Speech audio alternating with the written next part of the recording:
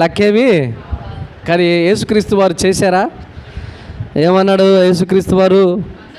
అందుకు ఆయన మనుషుడు రొట్టె వలన మాత్రము కాదు, చెప్పండి, దేవుని నోట నుండి వచ్చు ప్రతి మాట వలన జీవిస్తాడు. అంటే దేనికి ప్రిఫరెన్స్ ఇచ్చాడు యేసయ్య? మాట, దేవుని మాట చాలా శ్రేష్టమైంది. బిర్యానీ తిన్నాం, పలావ్ తిన్నాం, చికెన్ తిన్నా, మటన్ తిన్నా, ఏది తిన్నా సరే అక్కడి నుంచి రావాలి ఆజ్ఞ, నువ్వు బ్రతుకు అని. అక్కడి నుంచి నువ్వు జీవించు సంవత్సరములు అవి దీర్ఘాయుష్మంతులుగా మార్చబడాలంటే ఆయన ఆజ్ఞాపించాలి.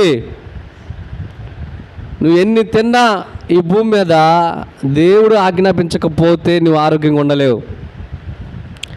మనిషి ఎలా బ్రతుకుతాడని చెప్పాడు ఆయన? రొట్టె వల్ల కాదయ్యా